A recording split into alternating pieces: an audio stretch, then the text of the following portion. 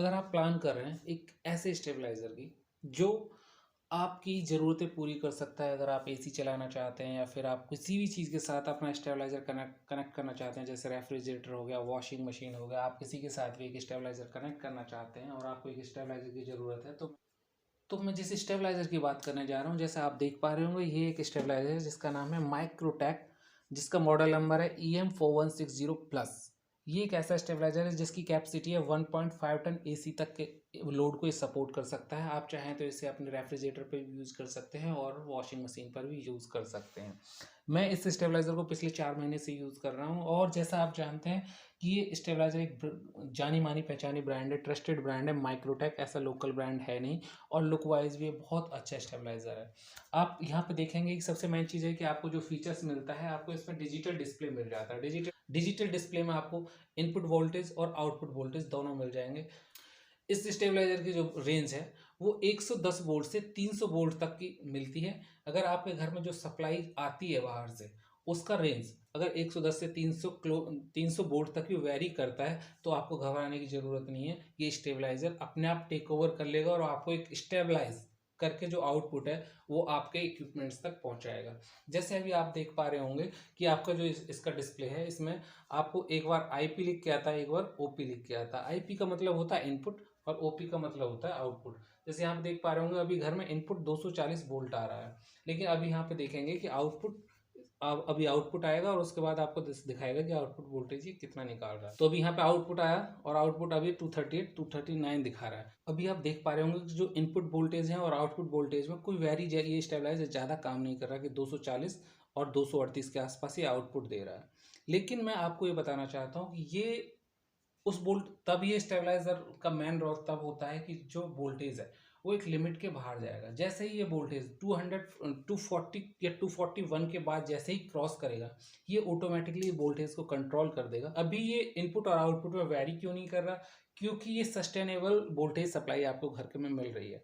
जैसे ही ये सप्लाई 241 के क्रॉस करेगी, 241 या 42 को क्रॉस कर दिए, उसके बाद आपके जो आउटपुट वोल्टेज है ये ऑटोमेटिकली कंट्रोल कर लेगा और उसे 220 या 25 के आसपास आपको सप्लाई देता है। ये मेरे बड़ा फीचर इस स्टेबलाइजर का ये है कि आपको एक डिले मैकेनिज्म मिलता है। आपने अक्सर देखा होगा कि जब हमारे घर में लाइट चली जाती है और एक साथ सारी लाइट चलेगी और जब वो 10 मिनट या 15 मिनट बाद हम वापस से आती है, तो वोल्टेज की सप्लाई बहुत ज़्यादा हो जाती है, क्योंकि ज़्यादातर इक्विपमेंट्स उस टाइम ऑन नहीं होते हैं, जिसकी वजह से घर में एक्स्ट्रा वोल्टेज के आने के ज़्यादा चांसेस रहते हैं।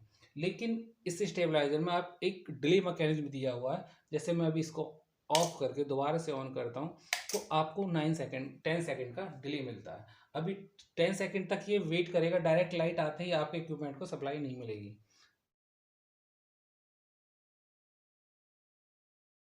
जो 10 सेकेंड का डिले दिया हुआ है, इसमें ये जो भी इनपुट सप्लाई होती है उसको रेगुलेट करता है और रेगुलेट होने के बाद ही आपके जो इक्विपमेंट है उस तक वो सप्लाई पहुंचती है। अगर इन केस वो ऐसी सप्लाई है जो इस स्टेबलाइजर की रेंज के बाहर है, जिसे ये कंट्रोल नहीं कर सकता, तो ये कट कर देगा और आउटपुट जाना ही बंद हो जाएगा। तो ये बहुत अच्छा फीचर लगता है जो डिले सिस्टम लगा रखा है। इससे जो इक्विपमेंट है उसके खराब होने के चांसेस बहुत कम हो जाते हैं। तो इस स्टेबलाइजर में सबसे बड़ी अच्छी चीज़ मुझे ये लगती है। तीसरा मैं आपको इसका फीचर बता दूं कि इसमें आपको सबसे जैसे ऑपरेट होता है और जो लोड है फुल लोड दे देते हैं। 1.5 टन का एसी अगर आपने इससे कनेक्ट कर रखा है और 1.5 टन का जब एसी ऑपरेट हो रहा होता है, तब भी आपको इस स्टेबलाइजर के अंदर किसी भी तरह का कोई वाइब्रेशन, कोई साउंड नहीं सुनाई देगा। तो आप अपने रूम में बड़े आसानी से शांति से सो सकते हैं। अगर आप कोई भी स्टेबलाइजर लेते हैं तो उसका अभी अपना एक कंजप्शन होता है, इलेक्ट्रिसिटी कंजप्शन होता है।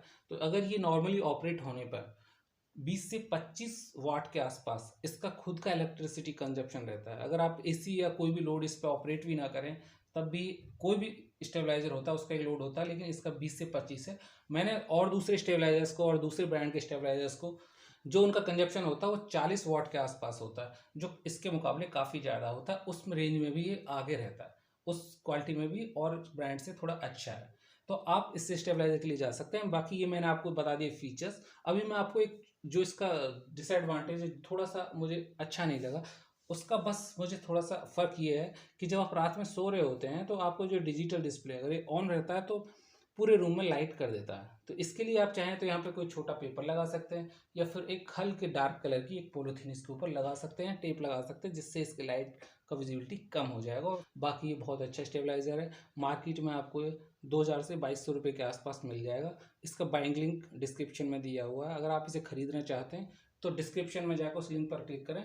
और आपको कोई भी इसके बारे में क्वेरी है, कुछ भी आप पूछना चाहते हैं, तो प्लीज़ मेरे कमेंट सेक्शन में कमेंट कीजिए। अगर आपको ये वीडियो अच्छी लगी हो तो प्लीज़ लाइक कर दें और मेरे चैनल को सब्सक्राइब कर लें, ताकि आपको बिना पेड वाले रिव्यू फ्री में आपको सबसे पहले मिले। Thank you.